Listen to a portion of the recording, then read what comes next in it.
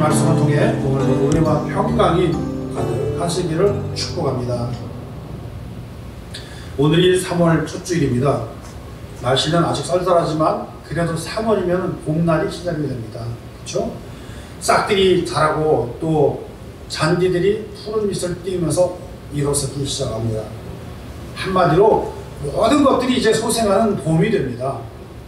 그렇게 소생하는 것처럼 우리들도 이 딱딱한 마음들이 풀어지고 굳었던 그 마음들이 다 풀어지면서 다 소생하게 되기를 축복합니다. 그렇게 되시기를 바랍니다. 그런데 우리가 지금 현재 살아가는 현실은 그렇지 않은 것 같아요. 특별히 코로나 때문에 모든 경제와 사회는 얼어붙어져 있죠. 그리고 또 이런 어려움들을 우리가 몸소 체험하면서 살다 보니까는요, 참 이런 생각이 듭니다. 세상 참 각박하다. 그런 마음이 들 때가 있습니다. 오늘 그 마음을 생각하면서 말씀을 보다 보니까 바로 그 베데스다라고 하는 우리 본문에 나온 그 지역이, 그곳이 지금 우리가 살고 있는 그 모습과 너무너무 다른 것, 너무너무 흡사한 것 같은 그러한 모습을 보여주고 있습니다. 거기는 원래 연못이 아니고 우리가 생각하는 것처럼 무슨 고궁에 있는 연못이거나 또 우리 숲속에 있는 그런 그 저수지처럼 생긴 연못이거나 그런 게 아니거든요. 무엇이냐면은 그 연못은 사실은 물을 가두어서 저장을 해두고 빗물 같은 거를 그곳을 이용하는 어떤 욕조같이 생긴 그런 건축물로 되어 있습니다. 그런데 그 베데스다 연못이 중요한 게 아니라 대부분 많은 분들이 말씀을 전하면서 그 연못에 있었던 그런 내용들을 가지고 이야기를 하지만은 저는 오늘 그 연못에 모여있는 사람들을 오늘 주제를 시선을 집중해 보고자 합니다. 뭡니까? 베데스다에서 일어난 기적이 아니라 베데스다 주변에서 울부짖고 신음하는 그 사람들의 모습을 보는 것입니다. 안타깝게도 우리들이 살아가는 그런 모습을 보면요, 그 모습과 지금 현재의 모습이 겹쳐지는 오버랩이 되면서 그 모습들이 안타까워지고 또 불쌍하게 여겨지는 그런 현상을 발견하게 합니다. 베데스다라는 곳이 어떤 곳인가요? 오늘 본문에 나온 것처럼 일부 지역은 신비의 장소이고 또 그것을 통해 가지고 나음을 입었다는 그 기적을 바라면서 자기도 병을 나을 것이라는 기대감 속에서 그 연못을 찾는 거 아닙니까? 그 연못이 어때? 천사가 물을 움직이게 만들 때 그때 뛰어드는 사람은 어떤 병에 걸리든지 낫는다 하는 것이 이 본문의 말씀이었는데, 그 본문의 이야기를 보면은요, 베데스다라는 그런 연못은 예루살렘의 양문 곁에 있다고 기록하고 있습니다. 다시 말해서 우리가 생각하고 있는 것처럼 숲속에 어떤 예쁜 아름다운 그런 호수나 그런 그 연못을 얘기하는 게 아니라 우리가 사극 같은 데서 보는 예쁜 그런 연꽃이 있는 그런 연못, 그런 게 아니라 마치 무슨 목욕탕처럼 생겨진 그런 모양으로 되어가지고 하나의 시설물로 해가지고 빗물을 받아서 흐르게 만들어 놨다는 것입니다. 그러면 이 연못은요, 용도가 있었을 것입니다. 그렇죠? 연못에 빗물을 담아가지고 그것도 1층이 아니라 사실은 2층으로 위에 하나 아래다가 또 하나 이렇게 만들어서 위에서 아래로 물이 흐르게 만들어 놓은 건데, 예루살렘 성전 옆에 있다고 했습니다.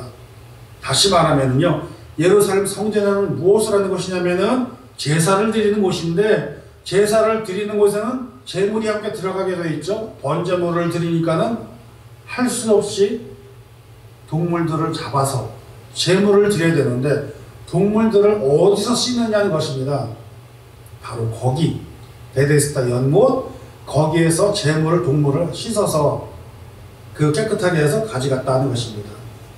그래서 그런지 제물로 삼아서 그것을 사용할 수 있어서 그런지 모르겠지만은 예전부터 그곳은 베데스다, 거기는 신성시역이었고 아주 신성한 곳으로 만들어진 인공 호수로 만들어졌기 때문에 거기에는 어떤 사람이 몰렸냐? 성경 말씀처럼 병자들이 몰렸습니다. 소경, 요새 말로 시각장애인이죠. 눈이 안 보이는 분.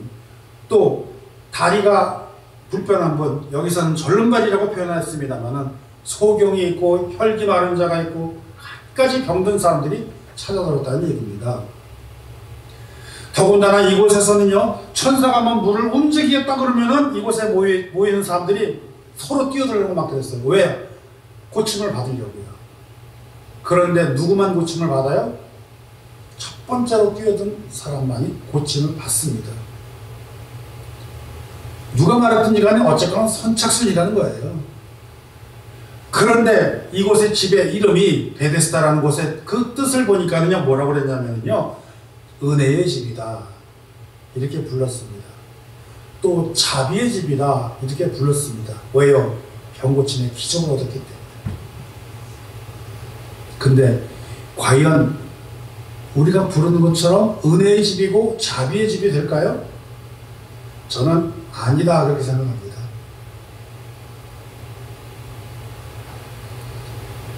이성적으로 보면은요, 그 베데스다라는 곳은 우리가 누구든지 어떤 환자든지 질병을 가진 사람들이 뛰어드는 사람만이 거기에서 고침을 얻고 기적을 얻기도 하고 그것이 은혜고 그것이 자비고 그렇게 여겨질지 모르겠지만 나머지 사람들은 어떻게 되겠냐는 겁니다. 나머지 사람들은. 현실은 어땠습니까? 거기에 몰려드는 사람들은 어떻습니까? 참혹하지요. 비참하지요. 경쟁을 해야 되지요. 누구만 살아남아요? 1등만 살아남는 곳이라는 얘기입니다. 왜? 첫 번째로 뛰어든 사람만이 치유를 받았으니까.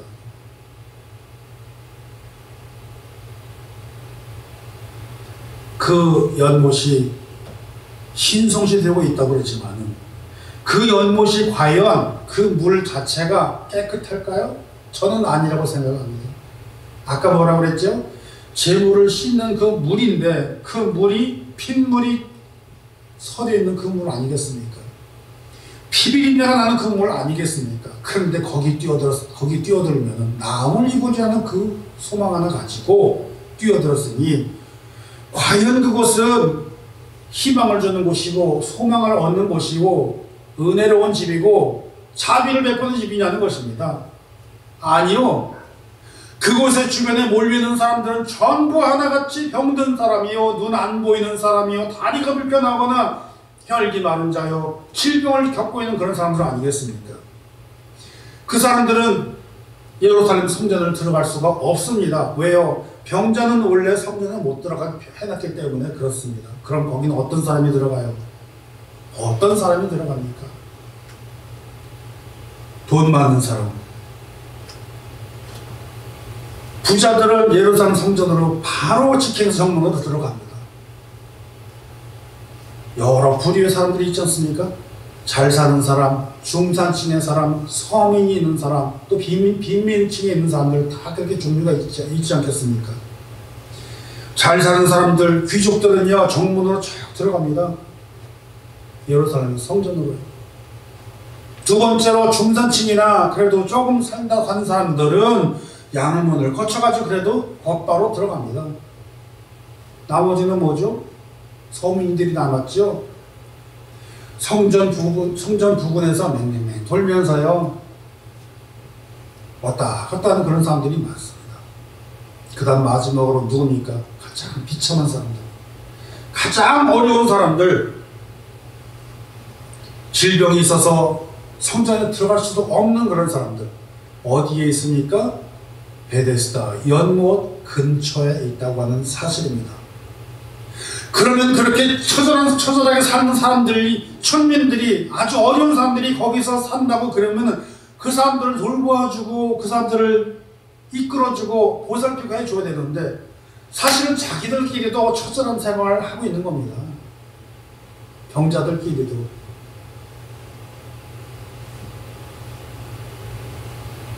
사회로부터 분리되고 사회로부터 버림받고 거기에 무슨 미래가 있고 무슨 장래가 있고 무슨 은혜가 있고 무슨 자비가 있습니까? 사실은. 그나마도 운 좋아서 1등으로 뛰어들어서 벽고침을 받았으면은 다행이지요. 그 사람 정말 행운이지요. 행운일까요? 아니요. 왜요? 벽고침 받아서 몸은 고쳐졌지만 그 사람은 누구예요? 서민증으로 가서 그 근처에서 떼어놓은 사람 될 거 아니겠습니까? 사랑하는 예배자 여러분, 오늘 우리들이 사는 세상이 이런 세상이라고 그러면은 우리는 어디에서 희망을 보고 어디에서 소망을 얻고 어디에서 우리가 살아야 되겠다는 그런 욕구를 얻고 가지고 살 수 있겠습니까? 오늘 우리들이 지금 현재 겪고 있는 세월과 뭐가 그렇게 크게 다르겠습니까? 코로나 때문에 장사는 안 되지요.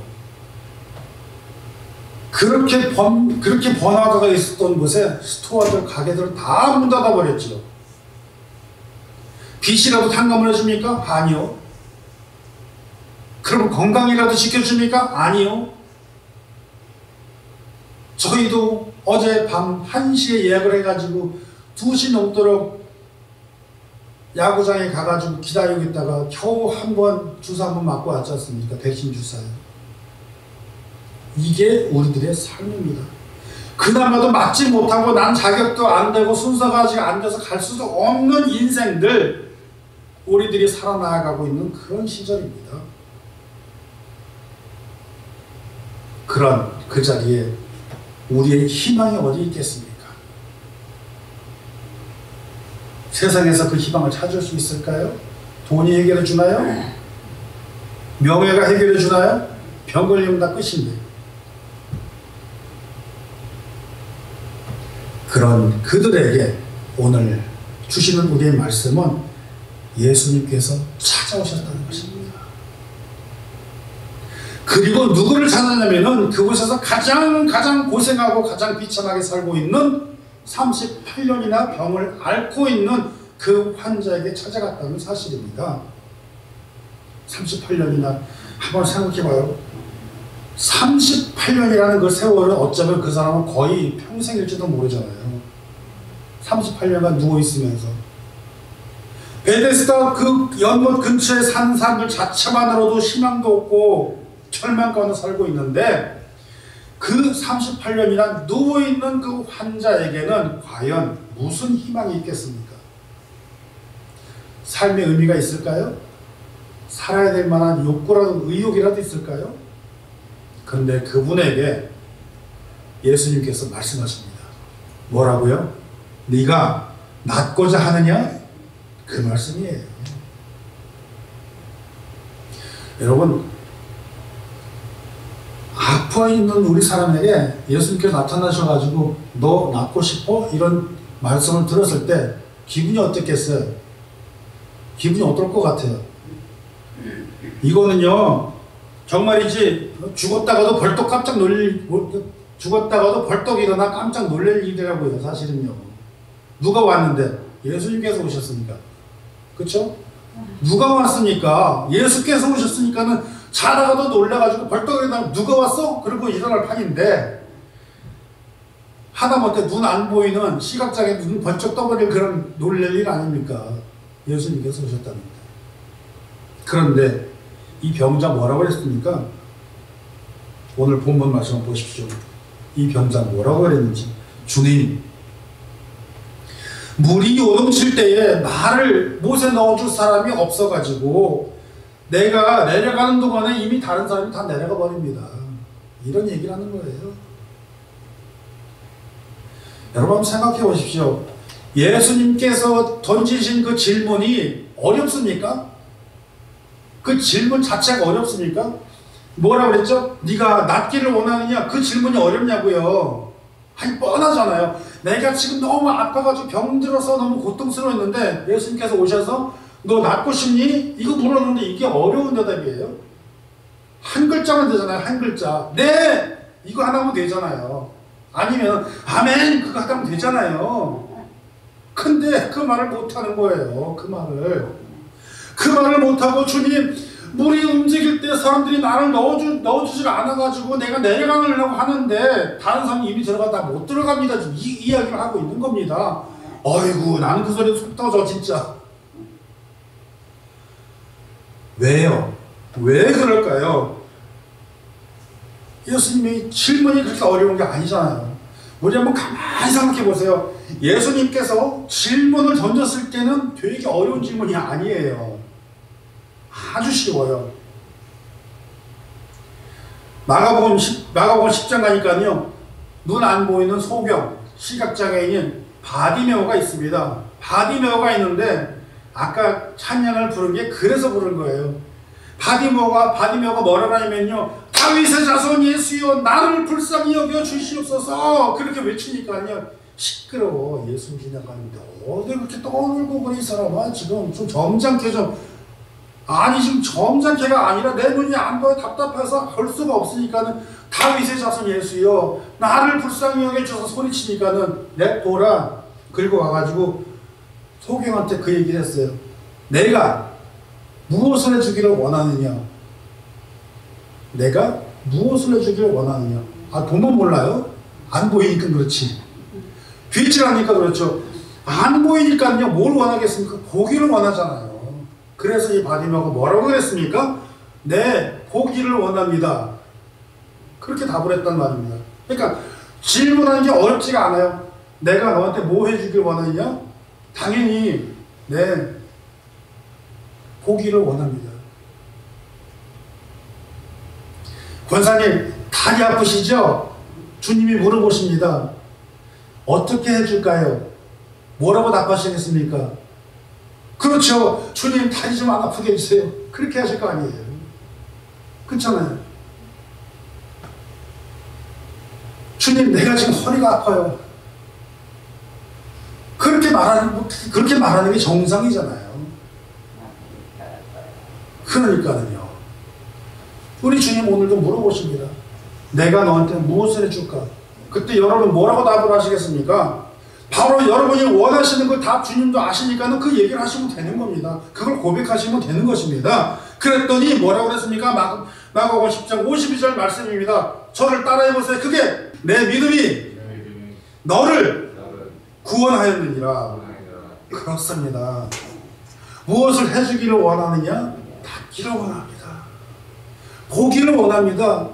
그게 뭐죠? 믿음의 고백이라는 거예요. 닿기를 원하냐? 닿기를 원합니다. 그게 고백이라는 거예요. 주님이 원하는 건 그겁니다. 믿음으로 고백하는 겁니다. 그랬는데 38년 된 병자는 뭐라고 그랬어요?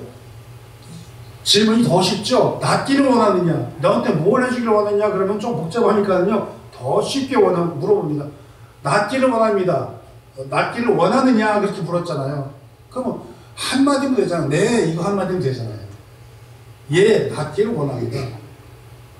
근데 그 말도 못하는 거예요. 정작 그렇게 고침을 받았던 38년 된 병자는요, 자기를 찾아온 분이 누군지도 조차 몰랐다는 거예요. 오늘 말씀에. 아니, 다시 말하면 예수님이라는 사실에 관심이나 있었을까요? 이거요, 진짜 비참한 얘기하고 있는 거거든요. 얼마나 긴 세월인지 38년이, 말이 38년이지만 굉장히 긴 세월 아니겠습니까? 거의 그 사람의 평생이 되는 그런 시간이 지나면서 사람의 모습이 그래요. 살면서 지쳐서 정말 어떻게 쪼들다 보면은요, 살아가는 의미를 몰라요. 그럴 때가 있습니다. 옆에서 안타깝지만 전혀 이 사람은 그런 걸 모릅니다.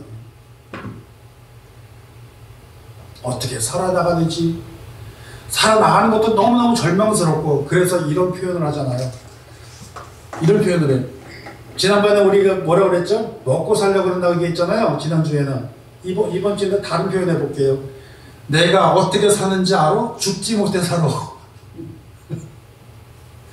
내가 사는 게 아니오. 죽지 못해 사는겨. 이렇게 말하는 사람들이 여기 얼마나 많은지 몰라요. 그게 희망이 없는 거잖아요. 산다는 것 자체가 쉽지도 않은데 내가 사는 게 죽지 못해 산다고 하는 그 표현이 얼마나 비참하냐는 것입니다.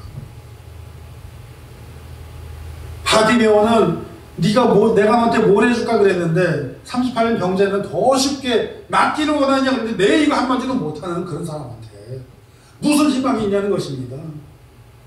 그런데 밖에 나가서 우리들이 사는 현실을 보면 얼마나 그런 사람들이 많이 있는지 아이고 참 그럴 때가 있다는 것입니다. 왜요? 누구만 만나면 되는데 예수님만 만나면 되는데 여러분들은 우리 여기 계신 모든 분들은 다 예수 만난 사람들이잖아요. 얼마나 감사하고 행복한 일입니까? 아멘이시죠? 우리가 아멘으로 고백해야 됩니다.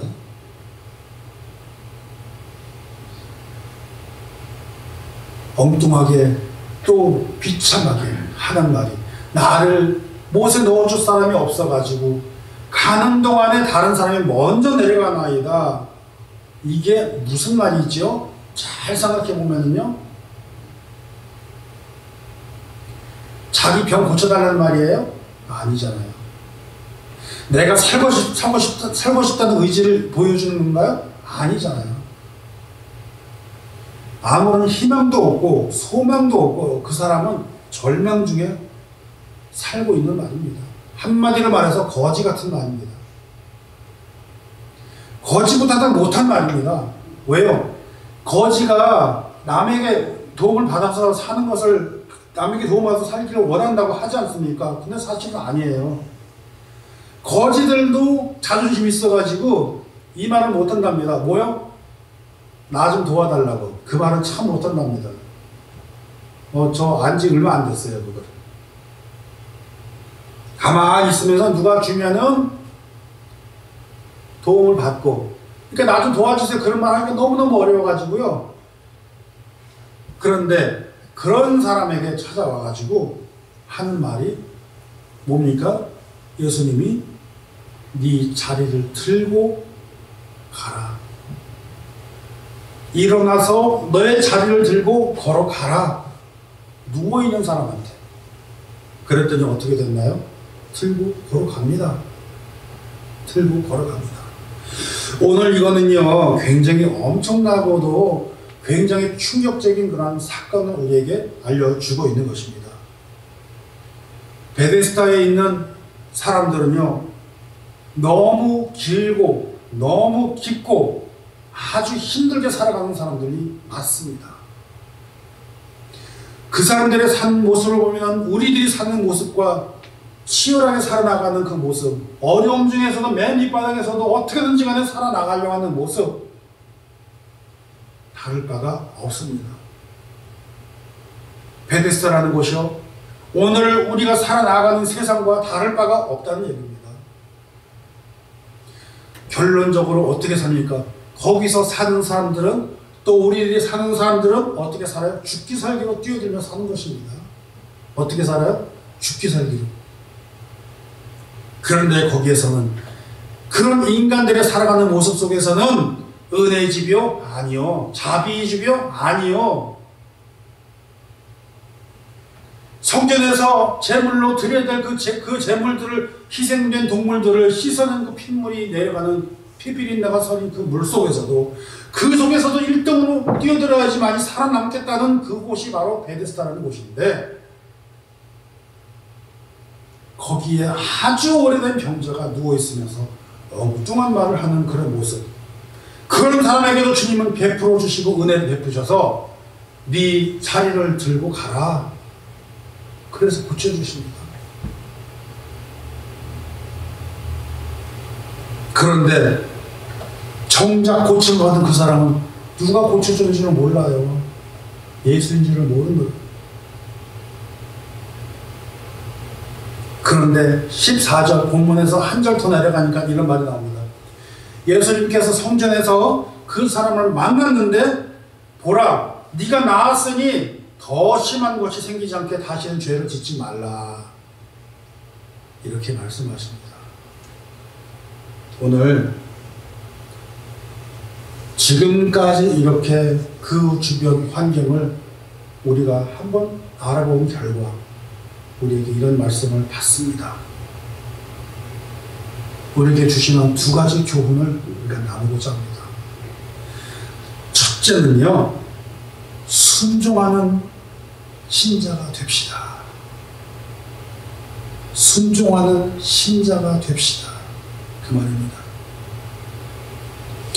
오랫동안 누워있고 오랫동안 병에 시달려서 살고 있는 그 사람 마음에는요, 어느덧 고정적인 그런 마음을 갖게 합니다.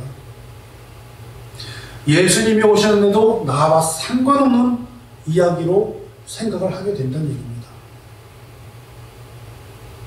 그럴지라도 주님께서 하시는 그 말씀만 듣기만 한다면 일어나고 병고침을 받고 자기 이런 누워있었던 그 자리를 들고 일어나 나갈 수 있는 기적을 베푸신다는 것입니다. 뭘 얘기하는 거죠? 부르심에 대한 순종입니다.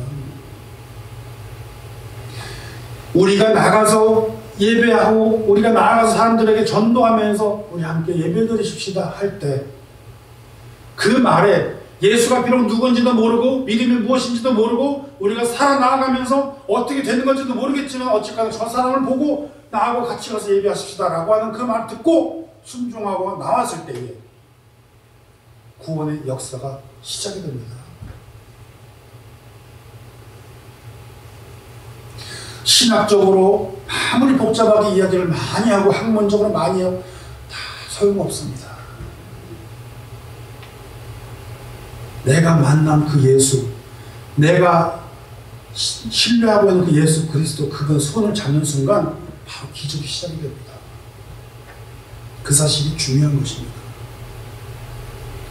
그렇기 때문에 그 병자는 어때요? 믿음을 고백했어요? 아니요. 그 병자가 고백을 했죠. 무슨 공을 세웠나요? 공로가 있나요? 아니요. 그랬을지라도 그것이 바로 은혜라는 것입니다. 다시 말해서 그래서 구원은 은혜입니다. 은혜라는 것은요, 가치를 받고 돈을 주는 게 아니잖아요. 그렇죠? 선물을 해주는 것입니다. 선물. 선물이란 것은요, 받는 사람은 무료로 공짜로 받습니다. 그러나 그 선물이 공짜인가요? 아니요. 나에게 선물을 주기 위해 누군가 지불을 했잖아요, 이미. 그 지불한 분이 바로 예수님이라는 것입니다. 그러므로 오늘 우리 주님께서 나에게 오셔서 말씀하십니다. 나와 함께 가자. 손을 잡아 이끄실 때 순종하는 저와 여러분 되시기를 바랍니다. 그 순종을 통해서 우리 하나님 역사하시고 그 순종을 통해서 은혜를 베푸시며, 그 은혜라는 것은 결코 공짜가 아니라 내가 받는 것은 선물로 받는 것이지만 그 선물은 주님께서 그것을 지불을 하셨다는 것입니다. 그 결과가 뭔가요? 일어나 자리를 들고 걸어 나아가는 역사라는 것입니다. 그 역사가 저와 여러분에게도 함께 일어나기를 축복합니다.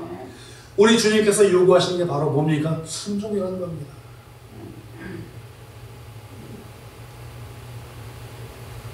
하나님의 부르심에 순종하는 저와 여러분.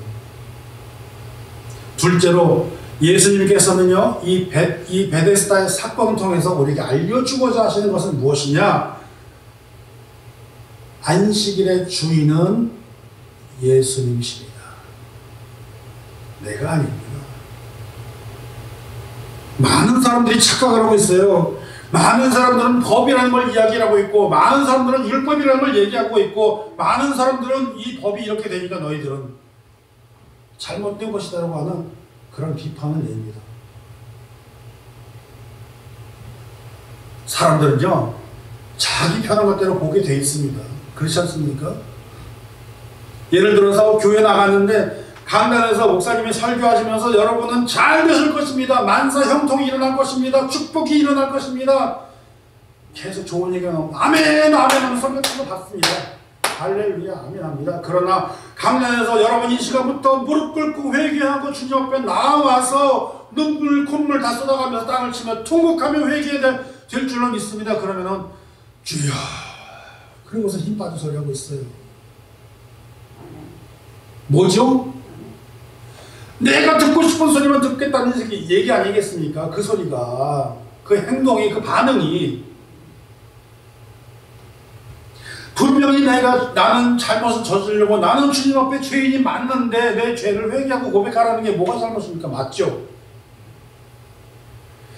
강단에서 오늘날 교회가 나가서 인기리에 모이는 목사님들을 찾고 있지 않습니까? 인기가 뭐죠? 다 좋은 소리, 재미있는 소리만 하면 다 인기 있다고 그러지 않습니까? 아니요. 회개하라가 맞는 얘기입니다. 그래야지만이 당신이 어디를 가요? 하나님께 구원받고 천국 갈 수 있다는 얘기입니다. 그런데 그 소리는 싹 빼버리고 전부 좋은 소리만 해야 되고 듣기 쉬운 소리만 해야 되고 그렇게 얘기만 하면서 그냥 웃다가 집에 가버립니다. 그러면은 거긴 구원이 없습니다. 단호히 말하는데 거긴 구원이 없습니다.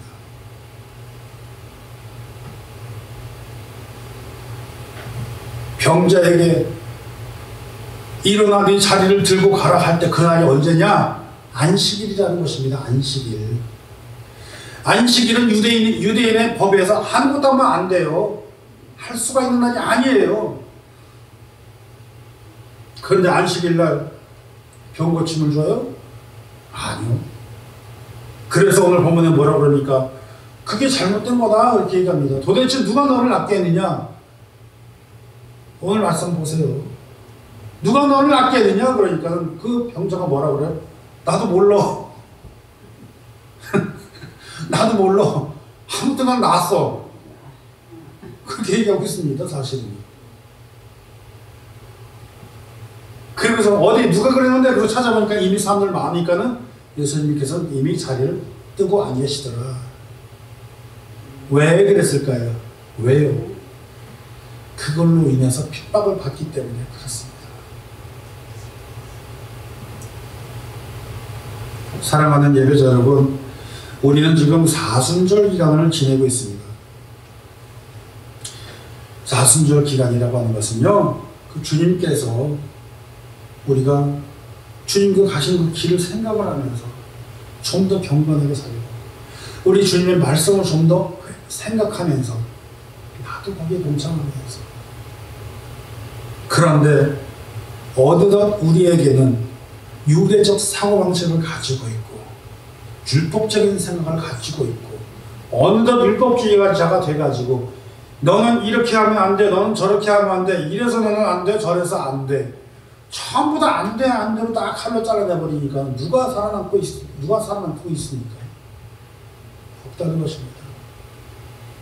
교회를 가도 교회에 가서 예배 드린다고 해도 교회 왜 가나요? 예배 드리러 가는 자리가 교회인데 예배는 안 드리고 여기만 봅니다. 오늘 예배 순서는 누가? 아니 이 양반이 왜 예배 순서 이거 왜 여기 들어가 있어? 이런 얘기를 하고 앉았습니다. 광고 쭉 보면서 아니 이거 무슨 광고를 이거 뭐야? 너 이 예배에 집중 안 하고 여기에 집중하고 있다는 얘기입니다. 우리 교회 말고 다른 교회는 많이 보았습니다. 사랑하는 예배자 여러분, 예배를 드린다는 것은 하나님과의 나와의 인격적인 만남을 갖는 것이 예배입니다. 그렇기 때문에 남들은 온라인 예배다 그러면서 인터넷에서 다 하고 그렇게 하지만 이 현장 예배를 고집하고 있는 이유가 바로 거기에 있습니다. 힘들어도 지키기가 너무너무 고달플지라도 그러나 내가 하나님과의 인격적인 그런 만남을 갖고 우리가 이 말씀을 통해서 하나님께 은혜를 사모하고 은혜 받고자 하는 그런 것이 예배이기 때문에 그러나 율법주의적인 사고를 가지고 있는 사람들은 어떻게 하고 있습니까? 지금 이 시간에 우리 앞에 있는 예수 그리스도가 앞에 계심에도 불구하고 못 알아본다는 얘기입니다. 똑같습니다. 오히려 지금 내가 살기 고달프고 어려우니 자기 자신에 대한 신선을 한탄하고 있지 않는 그런 사람이 아닐까. 오늘 우리 주 예수 그리스도께서는 우리들의 모습을 보시면서 병자의 병이 오래된 것을 이미 알고 계신 것처럼 우리에게 찾아와서 이야기하십니다. 뭐라고요? 낫고자 하느냐. 바로 그겁니다. 그때 우리는 뭐 한마디면 돼요? 네. 우리 뭐 한마디면 돼요? 아멘. 이거 한마디면 됩니다. 오늘 우리 가슴 속에, 마음 속에 주님 찾아오셨습니까? 아멘. 우리 주님께서 말씀하십니다. 뭐라고요? 낫기를 원하느냐? 아멘. 회복되기를 원하느냐? 아멘. 잘 되기를 원하느냐? 아멘. 그거 하나면 됩니다. 이미 우리를 알고 계십니다. 이미 오랫동안 우리가 힘들어하고 있는 거 아십니다. 우리가 이미 소망이 없이 고통스러운 그러한 시절을 지나고 있는 건 주님 아십니다. 그때 불현듯 아무 때나 찾아오실지라도 내가 너의 손을 잡아주랴? 아멘. 낫기를 원하느냐? 아멘. 그거면 족합니다. 우리의 믿음의 고백 그거 하나면 족합니다. 우리가 순종하기만 하면 됩니다. 안식일이라고 하면서 율법주의적으로 생각할 것이 아니라 안식일의 주인은 누구요? 예수 그리스도라는 그 사실, 그것만 잘 가지고 간직하며 나아가기만 하면 됩니다. 열심히 예배를 드리는 거요. 우리가 예배만 잘 드리고 예배만 성공하게 되더라도 됩니다. 바로 거기에서 우리가 예배로 성공하며 우리가 회복되고 일어나며 우리가 그 주님께서 부르신 그 부르심을 순종하며 나아갈 때에 우리 예수님께서는 우리에게 역사를 베푸시고 은혜를 베푸셔서 일어나 네 자리를 들고 가라 하시는 것처럼 그대로 고침 받는 것처럼 우리에게 회복이 있을 줄 믿습니다. 우리에게 치유가 있을 줄 믿습니다. 우리에게 위로가 있을 줄 믿습니다. 우리가 그 사실을 잘 기억하면서 3월달 한 달 첫 주일이죠. 마지막 달 다 끝날 때까지도 우리가 이것에 집중하면서 성공하시는 저와 여러분 되시기를 주님의 이름으로 축원합니다. 꼭 그대로 되시고 하나님의 크신 축복 받으시기를 바랍니다. 아멘. 함께 기도합니다.